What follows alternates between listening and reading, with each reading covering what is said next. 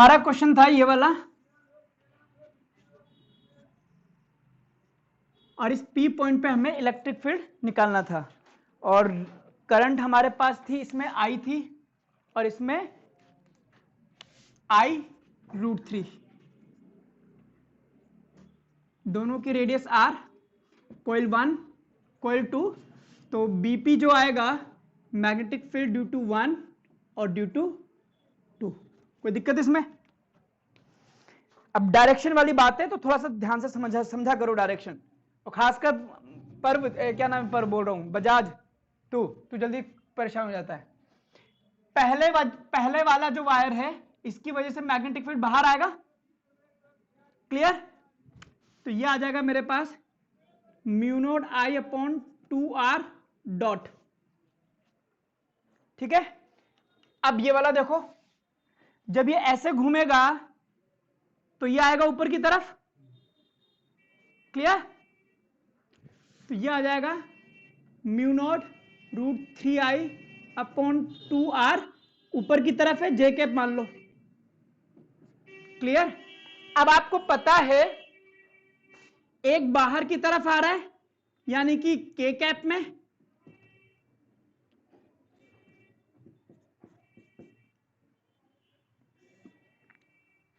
एक मान लो जे कैप में, जे कैप में इधर मान लेता हूं, क्या दिक्कत है?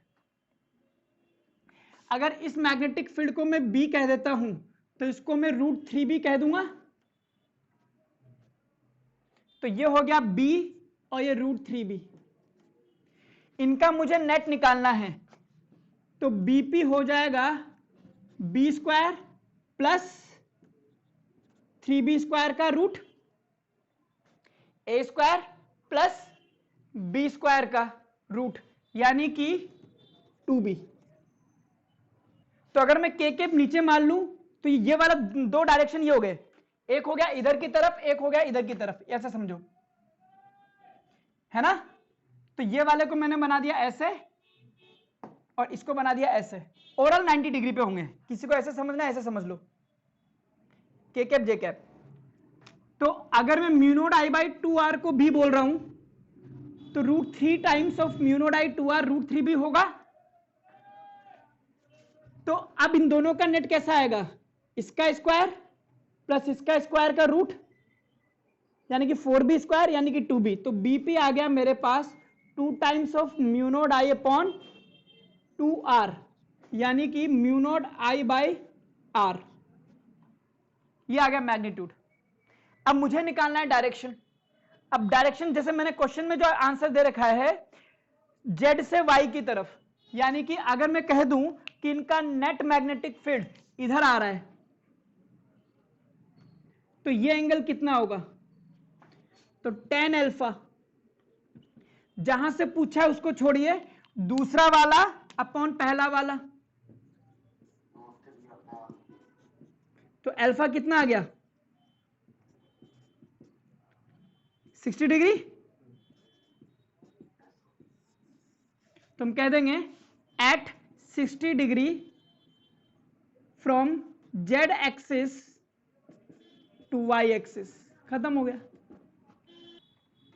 आइए अब थोड़ा सा और ध्यान से समझना, मैंने समझ में भी नहीं आएगा तुम्हारे। आइए, सोलेनोइड क्या होती है? सपोज करो ये कोई सिलेंड्रिकल सरफेस है, इसमें मैंने ये वायर लपेट दी,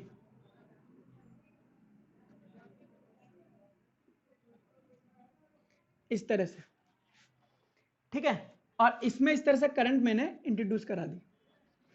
अब इस सिलेंड्रिकल सरफेस को निकाल दीजिए, अब जो बचा है वो सोलेनोइड है, क्लियर? लगी भी रहने तो कोई फर्क नहीं पड़ता, बट ओवरऑल इस तरह की जो वायर्स होती हैं इनको हम बोलते हैं कि ये क्या है, अपने आप में एक सोलेनोइड है, क्लियर? ओके। अब मुझे ये पता करना है इस सोलेनोइड के कारण मैग्नेटिक फील्ड किधर आएगा। अगर आप 10th पास हैं तो आपने 10th में ये काम करा हुआ है। अगर मैं एक कॉइल की बात करूं, सिर्फ इस एक कॉइल की बात करूं, तो ये एक कॉइल इस तरह से है,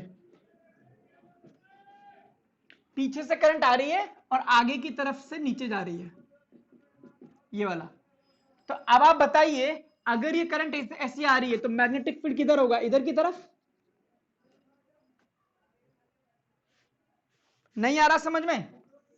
तो आप इसमें नॉर्थ साउथ लिख करके देख लीजिए, ये साउथ साउथ है तो यहां से मैग्नेटिक फील्ड अंदर जाएगा, इधर से बाहर निकलेगा, ऐसा समझ लो। जब एक के कारण इधर जाएगा तो सबके कारण इधर जाएगा, तो मैग्नेटिक फील्ड इसका आ जाएगा ऐसा।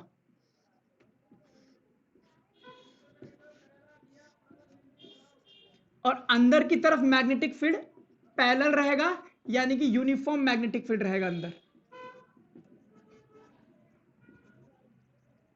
अंदर की तरफ मैग्नेटिक फील्ड यूनिफॉर्म रहेगा। ड्रॉ कीजिए इसको।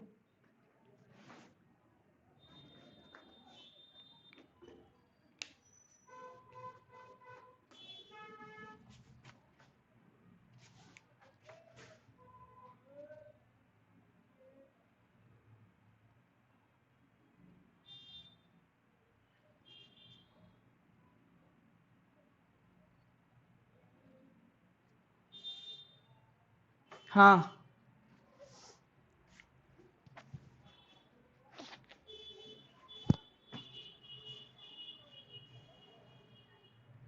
सोलेनोइड का काम क्या होता है कि इसके अंदर यूनिफॉर्म मैग्नेटिक फील्ड होता है, यही इसका सबसे बड़ा यूज है।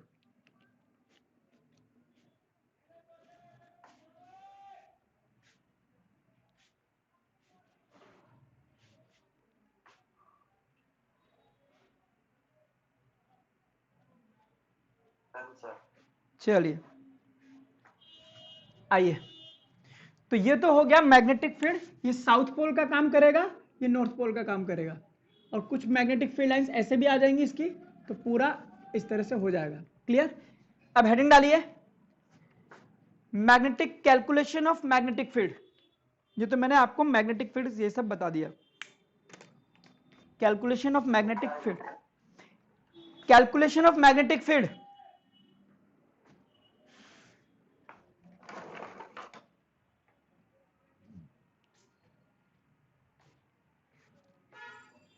आइए,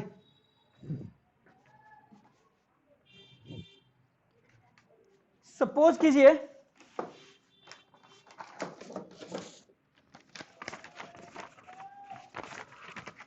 ये कोई सोलेनोइड है,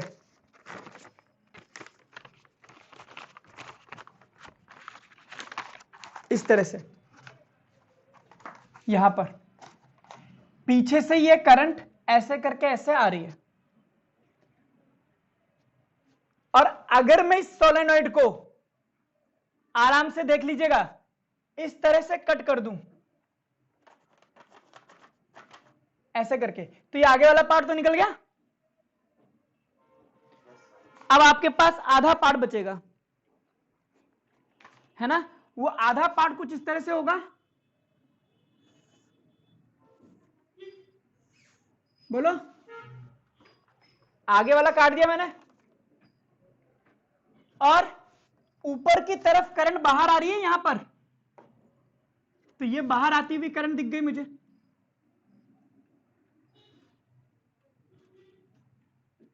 बोलो। हाँ जी, हाँ जी, हाँ जी, हाँ जी, करंट की डायरेक्शन है। और इधर की तरफ करंट अंदर जा रही है, ये क्रॉस हो गया, ऊपर डॉट हो गया, तो जितने डॉट उतने क्रॉस। क्लियर? और इस सोलेनोइड की लेंथ मैंने एल मान ली है। बनाइए इसको।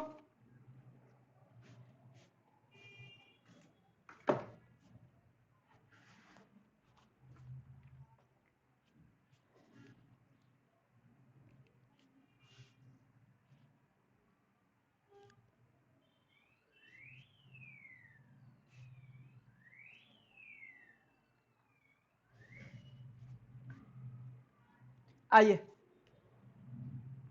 अब मैं यहां पर एक एम्पीरियन लूप लेता हूं। एम्पीरियन लूप है मेरा, ये रहा, आधा अंदर और आधा बाहर, ये मेरा एम्पीरियन लूप है। यही यही लेना, इजीली निकलेगा। A B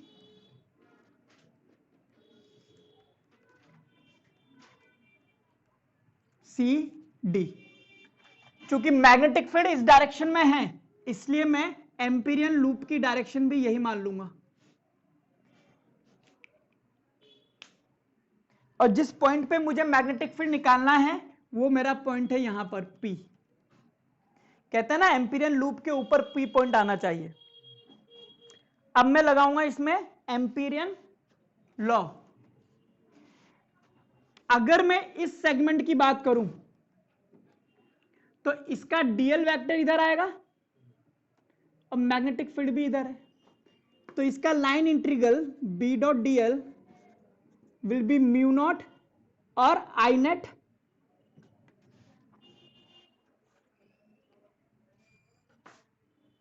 theta 0,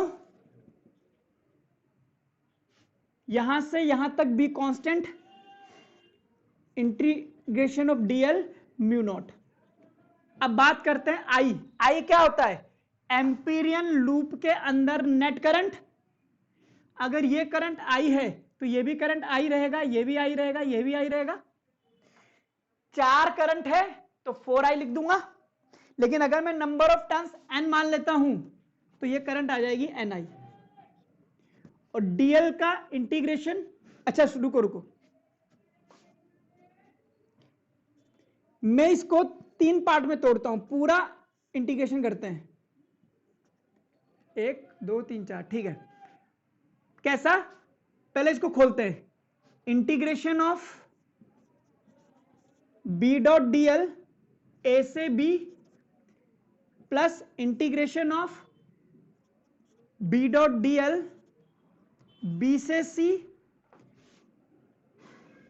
integration of B dot DL C से D plus integration of B dot DL D से A will be equal to mu not N आई।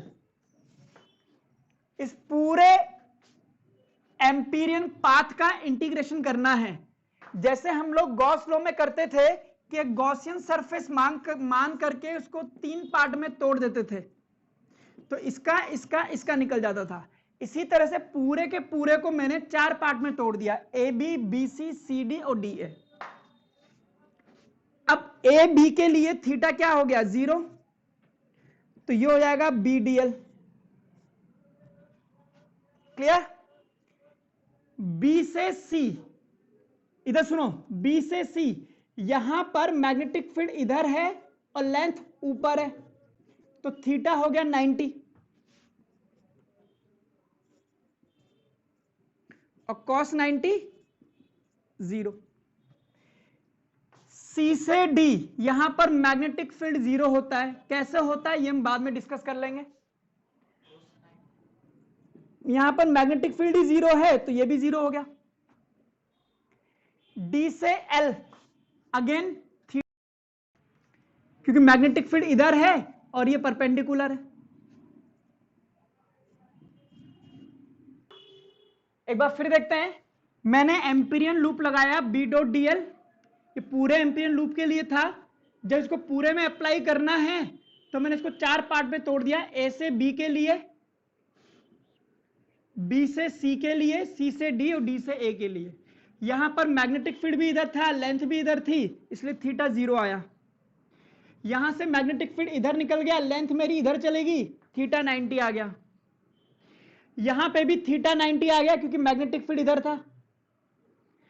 और सी से डी में बाहर की तरफ लेंथ की डायरेक्शन तो इधर है बट बाहर मैग्नेटिक फील्ड ही नहीं होता सोलेनॉइड में, ठीक है, जस्ट बाहर, ये बहुत दूर नहीं है। आप बोलोगे सर यहां तो मैग्नेटिक फील्ड बना दिया, आप कहते होता नहीं, बिल्कुल यहां पर है, यहां पर ये इतना दूर बनाया है, बेसिकली ये बहुत पास है। हाँ बिल्कुल, ये यहां पर है, इस तरह का, इस तरह से। तो जस्ट यहां पर मैग्नेटिक फील्ड नहीं होता, बात करूंगा क्यों नहीं होता वो बाद में। तो अब ये खत्म हो गया, ये खत्म हो गया, ये खत्म हो गया, बचता है सिर्फ ये वाला।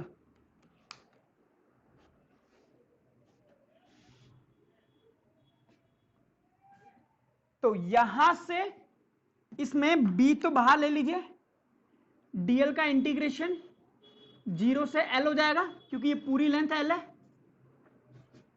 म्यू नॉट एन आई।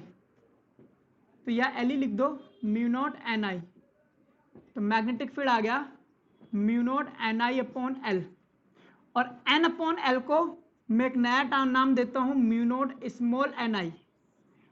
स्मॉल एन क्या है, एन अपॉन एल, और इसको कहते हैं नंबर डेंसिटी।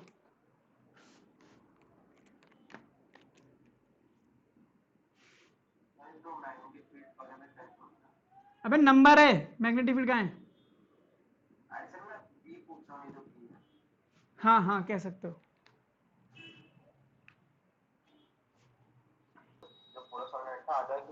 पूरा ही तो लिया है जितना है हमारे पास।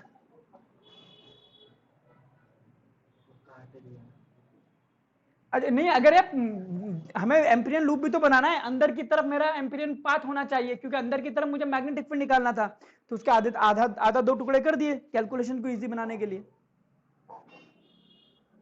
हाँ बिल्कुल सेम ही तो आएगा ना बेटा, अगर आप एम्पीरियन लूप ये वाला बनाना चाहो तो सेम आ जाएगा। यहाँ पे थीटा 90 हो जाएगा, यहाँ पे मैग्नेटिक फील्ड 0, यहाँ भी थीटा 90 हो जाएगा। बस ये है कि मैग्नेटिक लूप ये मत बना देना, क्योंकि पॉइंट मेरा P अंदर है और इस पॉइंट के ऊपर पाथ आना चाहिए।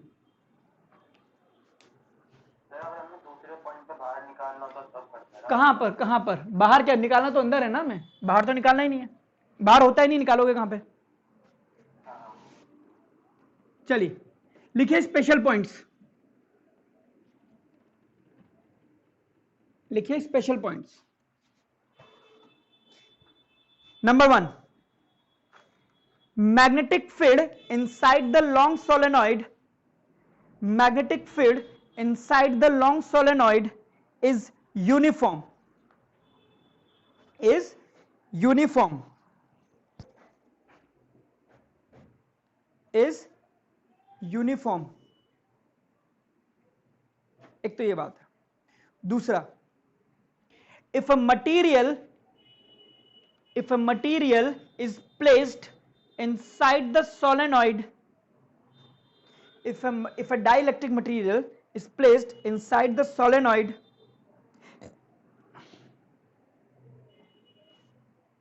तब क्या होगा? देखिए अगर आपने कोई मटेरियल रख दिया, सुनना, अगर आपके पास सोलेनॉइड ये है और इसमें एयर है, तो मैग्नेटिक फील्ड है म्यू नॉट एन आई। लेकिन अगर मैं इसमें कोई मटेरियल घुसेड़ देता हूं,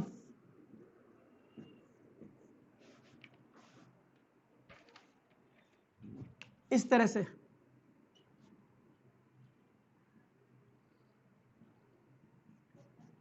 तो इसकी रिलेटिव परमिएबिलिटी की बातें होती हैं।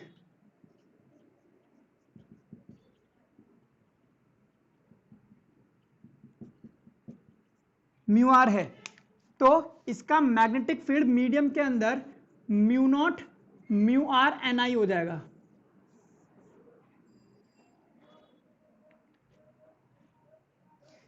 यानी कि मैग्नेटिक फील्ड बढ़ जाता है। मैंने बोला था ना इसको मैग्नेटिक फील्ड को बढ़ाता है ये, जबकि एप्सिलॉन आर मैग्नेटिक फील्ड को कम करने की ताकत है।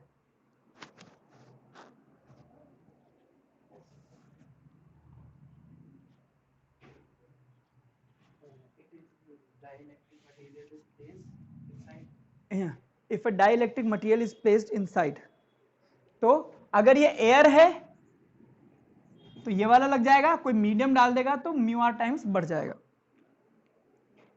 आगे बढ़िए। Magnetic field due to a short solenoid is, magnetic field due to a short solenoid is,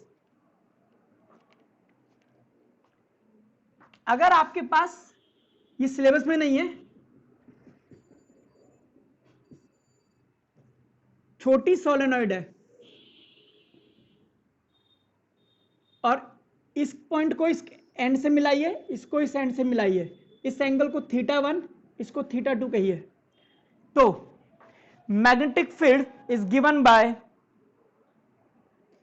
P point पे magnetic field is mu not N I cos θ1 plus cos θ2 divided by 2। ये formula दिया जाता है। अगर solenoid छोटी है तो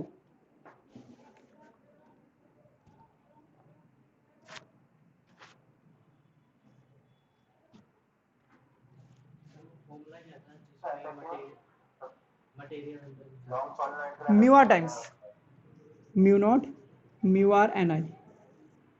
हाँ बोलो क्या कह रहे हो? सर ऐसा क्यों कि शॉर्ट के अलग है और लॉन्ग के अलग? क्योंकि मैग्नेटिक जब लंबी होती है ना तो हर जगह मैग्नेटिक फील्ड यूनिफॉर्म होता है, लेकिन जब छोटी होती है तो कॉर्नर्स पर मैग्नेटिक फील्ड यूनिफॉर्म नहीं होता। अगर आप देखोगे तो एंड में हम ऐसे बनाते हैं, तो कहां आ रहा है यूनिफॉर्म? यूनिफॉर्म मैग्नेटिक फील्ड लंबी सोलेनोइड में होता है, और उसकी भी वजह है, वो भी आपको लास्ट में समझा दूंगा मैं, जब मैं हेल्महोल्ट्ज कॉइल कराऊंगा तो आपको खुद ही समझ में आ जाएगा। चलिए, और अब अगर यहां पर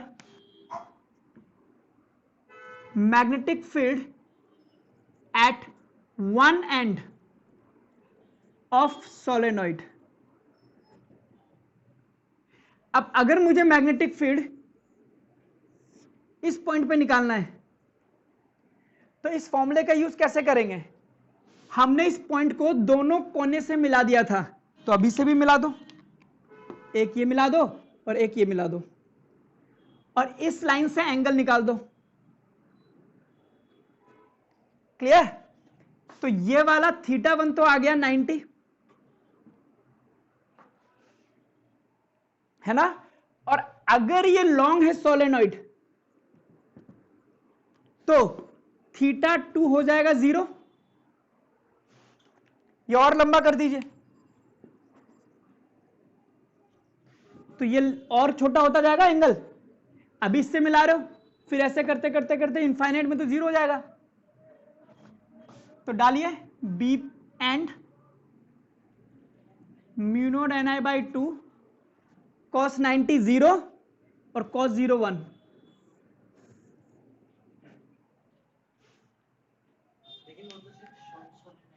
हाँ, उस सेंटर के लिए ना। अब इसके एक एंड को बढ़ाते जाओ। हाँ, ये सब पे लगेगा, सब पे लग जाएगा। सुनो सुनो, लॉन्ग करना है ना, इन दोनों एंड को बढ़ा दीजिए, तो θ1 और θ2 0 हो जाएगा। cos 0 1 cos 0 1, 2 से 2 कट गया, आ गया आंसर।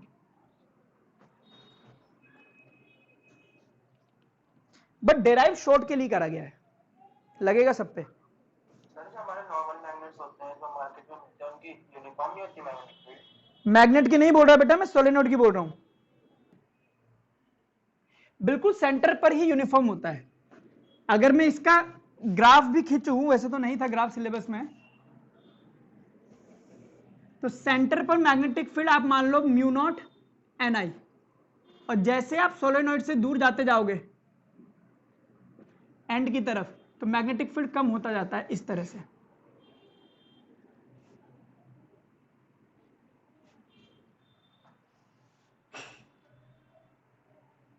अगर आप सेंटर से डिस्टेंस इसकी l/2 मान लो, तो दूर जाते जाते मैग्नेटिक फील्ड हाफ हो जाता है।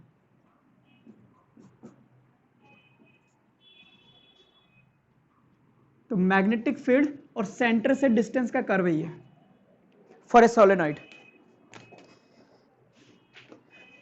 वैसे आपके सिलेबस में लॉन्ग है, इसलिए इतना कोई परेशान होने की जरूरत भी नहीं है।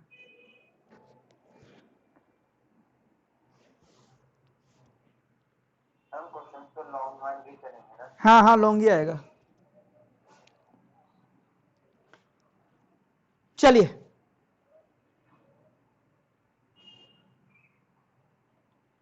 अगला टॉपिक डालिए, next application of Amperian circuital law.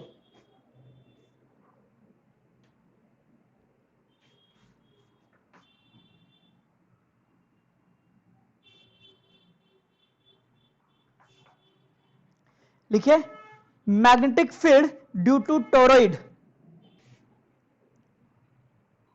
ये देखिए, ये आपके पास सोलेनॉइड है, इसके दोनों हिस्सों को मोड़ दीजिए और मोड़ करके ऐसे चिपका दीजिए। अब जो बना है इसको हम टोरॉइड कहते हैं। जी तो ये हाफ कटेड वो सोलेनॉइड है जो आपकी नहीं पूरी, अरे वो तो डेरिवेशन के लिए लिया था। ये रहा आपके पास सोलेनॉइड को मोड़ दिया तो बन गया टोरॉइड, ये रहा टोरॉइड, ठीक है। और इसमें वायर डाल दीजिए आप इस तरह से,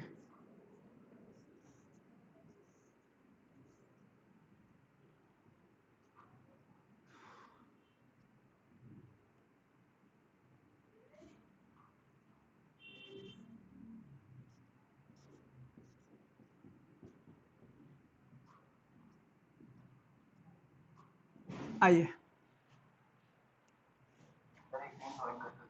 ड्राइंग।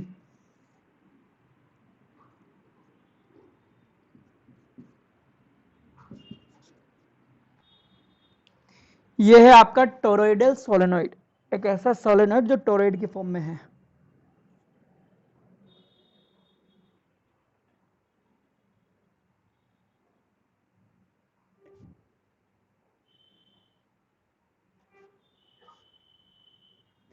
अब इसमें भी वही करना है, जो ये वाला पार्ट है इसका ऊपर से आधा काट दीजिए, बट दिखेगा ये ऐसा ही फिर भी, है ना। आधा अगर मैं इसके ऊपर से काट ही दूंगा तो दिखेगा ऐसा ही।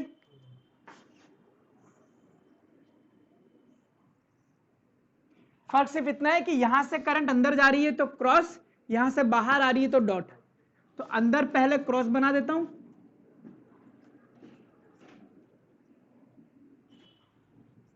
और यहां पर जितने क्रॉस है उतने डॉट लगा देता हूं, ज्यादा मत लगा देना, जज्बात हुई हो जाओ। ये रहा। अब मुझे मैग्नेटिक फील्ड की डायरेक्शन निकालनी है। देखिए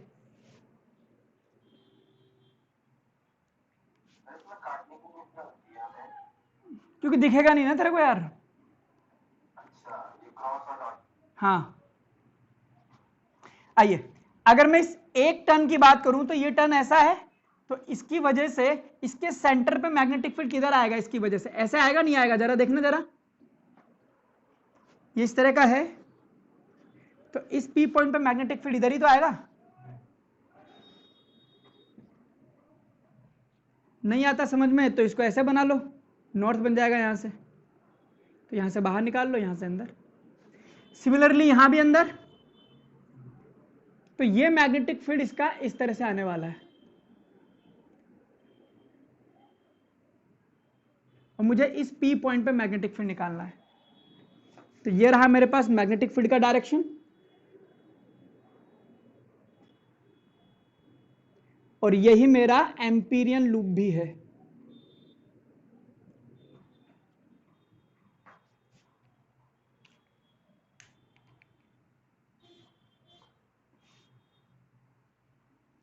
तो मैं इसको इस पी पॉइंट पे निकालना है, तो एक सेगमेंट मानता हूं, इसका डीएल वेक्टर इधर ही आ जाएगा, मैग्नेटिक फील्ड भी इधर है, तो Amperian circuital law B dot dl for close loop should be mu not I net.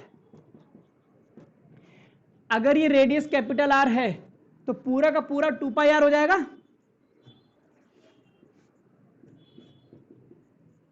एक करंट इसके अंदर अंदर, बाहर वाली नहीं, अंदर अंदर, अगर ये करंट आई है तो ये भी आई, ये भी आई, ये भी आई, तो ये हो जाएगा एन आई।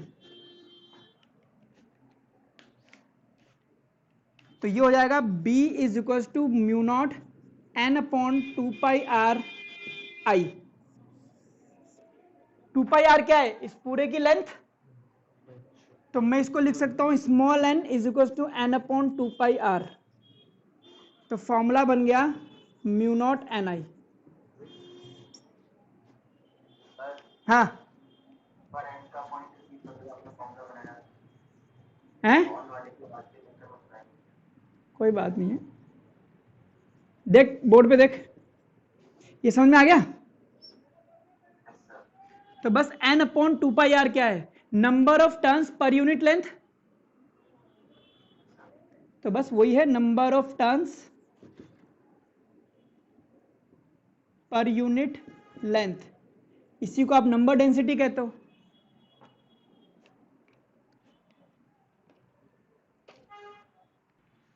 अब यहां पर मैग्नेटिक फील्ड होता है 0, याद रखना, सेंटर पर मैग्नेटिक फील्ड 0 होता है टोरॉइड में, बाहर भी 0 होगा। क्यों होगा बात करता हूं मैं अभी।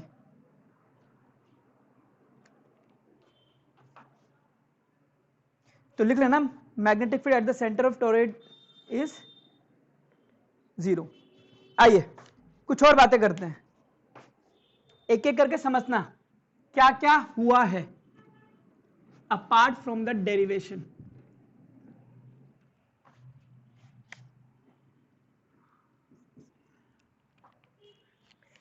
पहला, मैग्नेटिक फील्ड का फॉर्मूला निकला है म्यू नॉट एन आई। अगर आप सोलेनोइड की बात करते हो या टोरॉइड की बात करो, फॉर्मूला वही है। फर्क सिर्फ इतना है कि यहां पर small n number of turns upon, और यहां पर number of turns upon 2 pi r, length का फर्क है। पहली चीज ये। दूसरी चीज, अगर आप सोलेनोइड की बात कर रहे हो, सुनना ध्यान से, आपको याद होगा जब हमने इसको काटा था तो यहां पे डॉट आए थे, और मैंने कहा था कि इसके जस्ट बाहर मैग्नेटिक फील्ड 0 होता है, यानी कि यहां पे मैग्नेटिक फील्ड 0 होगा। आप ना चाहो तो निकाल करके देख लो। इस डॉट की वजह से इस P पॉइंट पे मैग्नेटिक फील्ड किधर आएगा, ऊपर की तरफ। इस 1 वाले वायर की वजह से मैग्नेटिक फील्ड ऊपर आएगा नहीं आएगा, और इस वाले वायर की वजह से नीचे। तो दोनों मैग्नेटिक फील्ड कैंसिल कर जाएंगे, इसीलिए यहां पे मैग्नेटिक फील्ड 0 हो जाता है।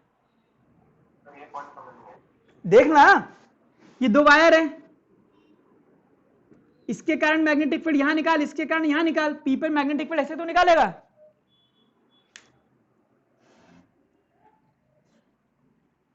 वन वाले की वजह से निकालो, ऊपर आएगा, दूसरे वाले की वजह से नीचे आएगा। सोलेनोइड उसमें आइए, टोरॉइड में ये सारे क्रॉस थे,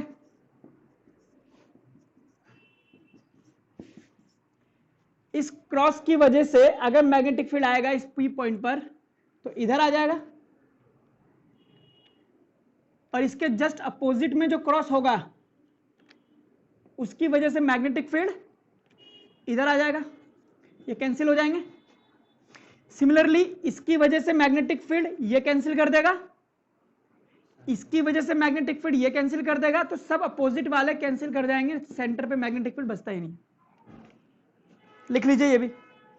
अगला जो टॉपिक है हमारा वो है फोर्स। अब हमने मैग्नेटिक फील्ड निकालना तो सीख लिया है, अब हमें सीखना है कि फोर्स कैसे काम करता है, चार्ज पार्टिकल पर फोर्स कैसे लगता है, कैसे नहीं लगता है, और उसकी वजह से फिर एक्सेलरेशन, स्पीड, वो सारी चीजें हमें निकालनी है। ठीक है, अभी इतना टाइम नहीं है कि वो चीज करा सकूं मैं, या स्टार्ट करा दूं? करवा दो, स्टार्ट करो, इंट्रोडक्शन कर दो। चलो फिर लिखो, हेडिंग डालिए, force on moving charge particle. Force on moving charge particle.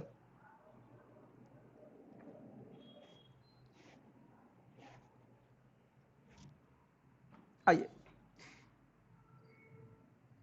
देखो, पहली बात समझिए कि अगर एक चार्ज रेस्ट पर है तो इलेक्ट्रिक फील्ड प्रोड्यूस करता है, और अगर एक चार्ज मोशन में है तो इलेक्ट्रिक फील्ड और मैग्नेटिक फील्ड दोनों प्रोड्यूस करता है। अगर मैं इस रुके हुए चार्ज पर मैग्नेटिक फील्ड लगा देता हूं तो इस पर कोई भी मैग्नेटिक फोर्स नहीं लगेगा। क्यों? क्योंकि ये मैग्नेटिक फील्ड प्रोड्यूस ही नहीं कर रहा है, और जब तक दो सेम नेचर वाले फील्ड इंटरैक्ट नहीं करते हैं फोर्स नहीं लगता है। एक लकड़ी है, वुड, इसका कोई मैग्नेटिक फील्ड नहीं होता, इसीलिए एक्सटर्नल मैग्नेटिक फील्ड भी इसको कोई इंटरेक्शन नहीं मिलता, तो कोई फोर्स नहीं लगता। लेकिन अगर कोई लोहे की कील है, इसका खुद का मैग्नेटिक फील्ड हो जाता है, इसीलिए आप एक्सटर्नल मैग्नेटिक फील्ड लगते हो तो इस पर भी फोर्स लगने लग जाता है। तो हाँ, तो फोर्स बेसिकली दो सिमिलर नेचर के फील्ड के इंटरेक्शन की वजह से आता है। हाँ, इस चार्ज पर इलेक्ट्रिक फील्ड फोर्स लगा देता है Q इंटू ई। क्यों? क्योंकि इलेक्ट्रिक फील्ड प्रोड्यूस कर रहा है। लेकिन अगर चार्ज मोशन में है तो उसके पास मैग्नेटिक फील्ड है। अब इसमें आप मैग्नेटिक फील्ड लगा दीजिए, तो अब यहां पर फोर्स लगेगा, हमें उस फोर्स को पढ़ना है। लिखिए इसमें, a moving charge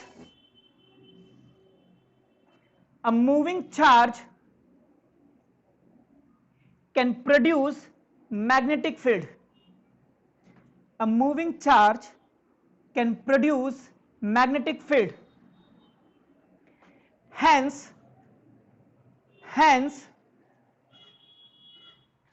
a magnetic force can be experienced by it. Hence, a magnetic force can be experienced by it.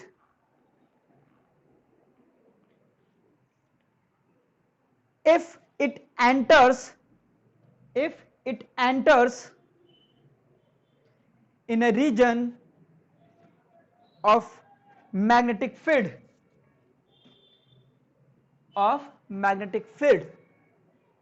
this magnetic force is given by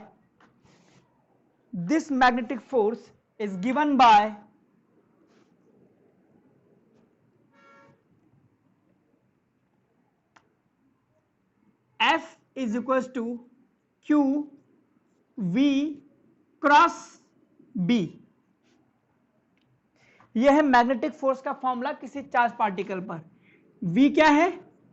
velocity of charge particle.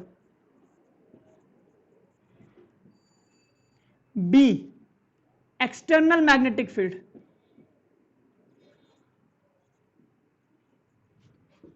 Force on charge particle.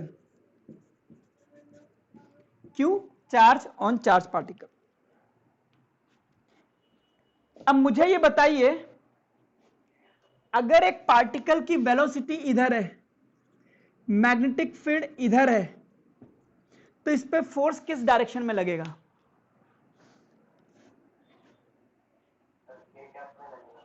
V cross B की direction में, यानी कि V से B की तरफ उंगलियां घुमाइए, perpendicular, ना V की डायरेक्शन में ना B की डायरेक्शन में। तो हम कह सकते हैं here F is perpendicular to V and F is perpendicular to B। लिख लीजिए।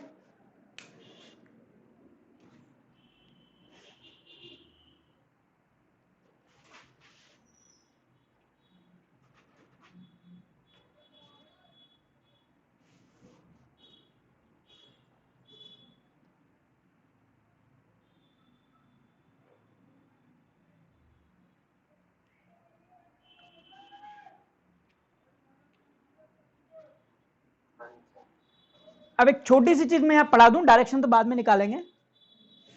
अगर हम बात करते हैं कि फोर्स लग रहा है तो वर्क भी हुआ होगा और पावर भी जनरेट हुई होगी। तो power is given by F dot V, आपने पढ़ा था। और चूंकि आपको पता है F is perpendicular to V, so theta will be 90 degree. Power होता है वर्क डन अपॉन टाइम, तो ये हो गया एफ वी कॉस 90, यानी कि 0, यानी कि वर्क डन 0। लिखिए इसको, लिखो लिखो लिखो।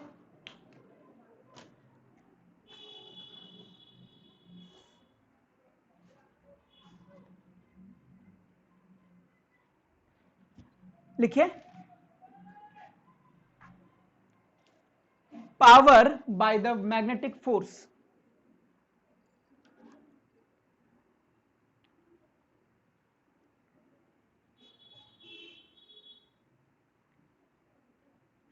इसका मतलब यह हो गया कि यह मैग्नेटिक फोर्स कोई पावर जनरेट नहीं करेगा, इसीलिए वर्क भी नहीं करेगा।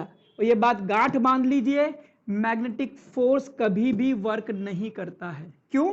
क्योंकि it is always perpendicular to the velocity. और वेलोसिटी कह सकते हो तो आप कह सकते हो डिस्प्लेसमेंट के भी परपेंडिकुलर होगा। ठीक है, तो लिखिए इस बात को, इसको मैं आगे भी एक्सप्लेन करूंगा। लिखिए, work done by magnetic field is 0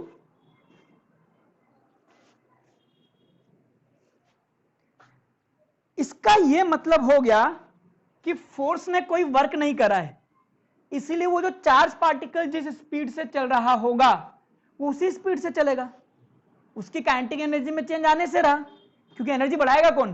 force. Force energy दे के राजी नहीं है। लिखिए,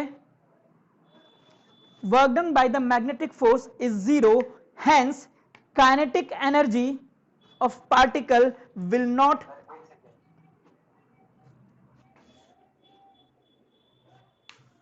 hence kinetic energy of the particle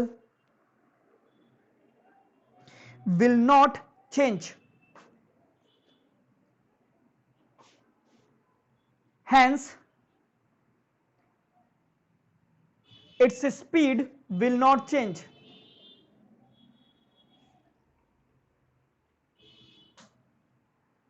So magnetic field cannot accelerate a charged particle. So magnetic force cannot accelerate, उसकी स्पीड को चेंज नहीं कर सकता है, या cannot change the speed of charged particle, cannot accelerate the charged particle. फिर ये काम कौन करता है? Electric field. ये काम करता कौन है? Electric field. हमेशा अगर किसी चार्ज पार्टिकल की स्पीड बढ़ानी है, कम करनी है, तो मैग्नेटिक फील्ड का यूज नहीं कर सकते, हम करते हैं इलेक्ट्रिक फोर्स का, इलेक्ट्रिक फील्ड का। ठीक है, नोट लिखिए, बात करेंगे ना, अभी आएगा धीरे धीरे। हैं? हाँ, साइक्लोट्रॉन सिलेबस से हटा दिया ना बेटा? अरे आराम से पहले जो अभी पढ़ाने तो दे यार, अभी तो मेरे को बताने दे मैग्नेटिक फील्ड करता क्या है। लिखिए, इसमें नोट करके लिखिए, electric field is used to accelerate, electric field is used to accelerate a charge particle. मैं क्या कह रहा हूं? आपने पढ़ा होगा कि अगर एक चार्ज पार्टिकल v इधर की तरफ जाता है, ठीक है, या यूं कहो एक चार्ज पार्टिकल है, इस पर एक इलेक्ट्रिक फील्ड मैंने लगा दिया है, तो ये इलेक्ट्रिक फील्ड जो है इस पर इधर की तरफ फोर्स लगाएगा, इस फोर्स को हम बोलते हैं Q into V, Q into E, number 1। इस वजह से इसमें काइनेटिक एनर्जी भी आती है, और काइनेटिक एनर्जी दी जाती है Q इंटू वी। अगर कोई चार्ज पार्टिकल V वोल्टेज से एक्सिलरेट होता है तो उसकी काइनेटिक एनर्जी चेंज होकर के QV, फोर्स लगता है QE। लिख लीजिए इसको।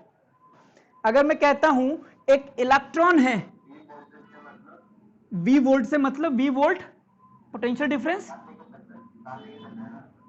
हाँ, इलेक्ट्रिक फील्ड की वजह से वोल्टेज आता है, वही तो लगाएगा फोर्स। अगर इलेक्ट्रॉन है उस पर 2 वोल्ट का पोटेंशियल डिफरेंस अप्लाई करोगे तो उसकी काइनेटिक एनर्जी हो जाएगी Q इंटू वी। Q की जगह लिखिए E, V की जगह लिखिए 2V, यानी कि 2 इलेक्ट्रॉन वोल्ट उसकी काइनेटिक एनर्जी हो जाएगी।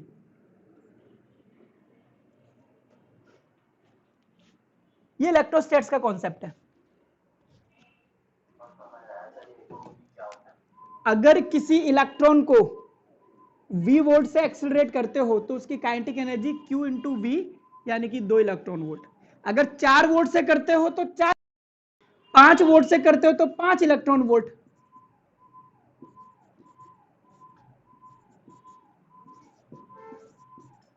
और फिर इसको हम जूल में चेंज भी कर लेते हैं, वो सब चलता रहता है।